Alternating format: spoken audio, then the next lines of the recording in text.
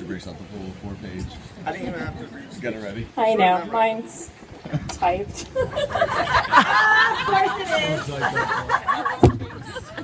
I take everything you were going to say? Your mic's off. That's what happens when you bang microphones on Speak chairs. loud. Bang it again. I broke it. Now you're going to have to scream your speech. Gotta be on film. Broke it. Don't let this dog you. They have a backup. They have a backup. Yeah, drop them all when they're like. I'm so excited. Rocky start. True friendship is when two friends can walk in opposite directions and yet remain side by side. Kim has been my best friend since we were 7 years old in the 2nd grade. For those of you who have too many cocktails to do the math, that's 26 long years. From the time we were young children and into adulthood, Kim came on almost all of our family vacations. These adventures ranged from the beaches of Chincoteague in Virginia to the mountains in the Poconos to funky cabins my mom rented with no running water, no electricity, to driving up Route 1 on the coast of California in a red Chevy Impala. Yeah.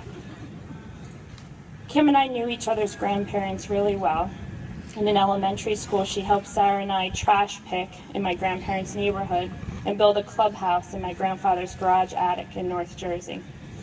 She was also the co-star of many basement productions of our childhood plays, dressed in old curtains, often as a bride.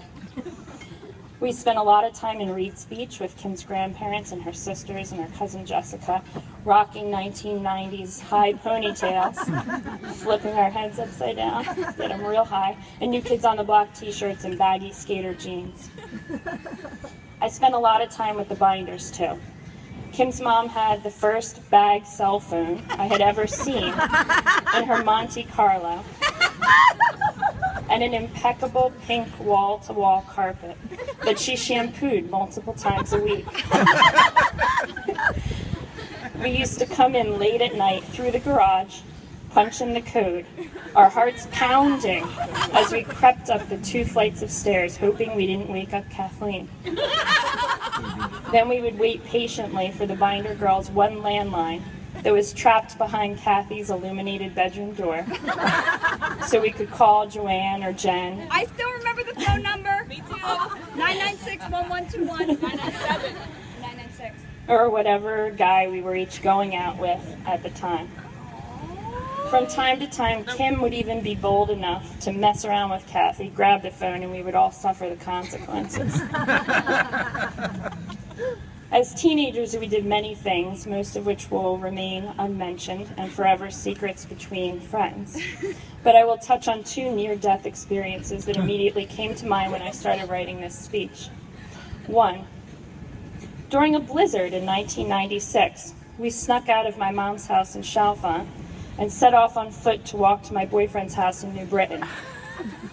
I Google mapped that last week. 2.6 miles, 56 minutes walking in normal weather. We decided we would short cross across the creek in our snow boots, which promptly filled with water and then froze as we trekked across the soccer fields in New Britain. The snow was up to our waists.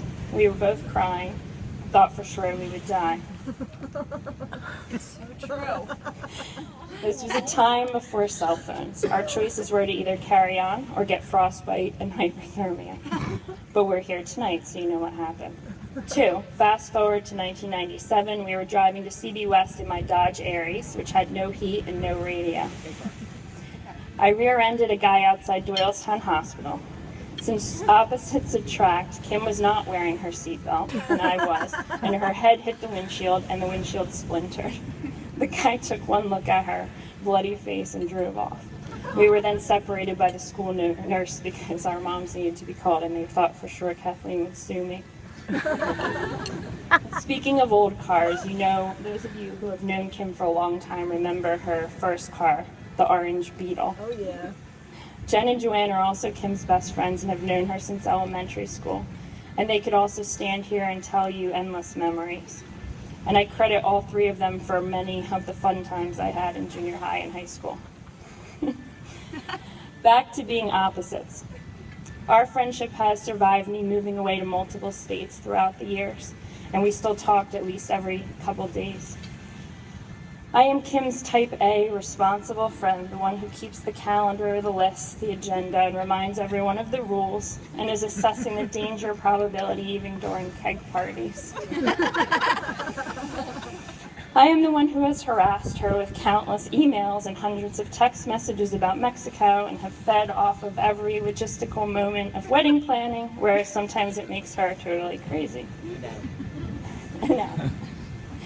And Kim is my fashion guru, my only hairstylist, and the well-dressed devil on my shoulder.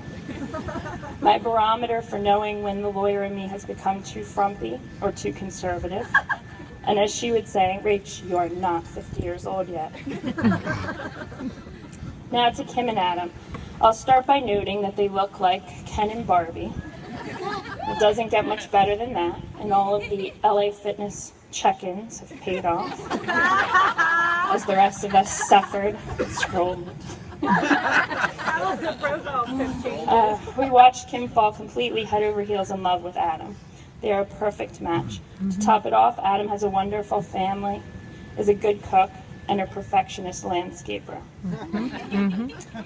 So I will end where I began, with a quote from the philosopher Hermann Hesse that applies not only to Kim's marriage, but to our friendship as well. If I know what love is, it is because of you. Aww. Cheers.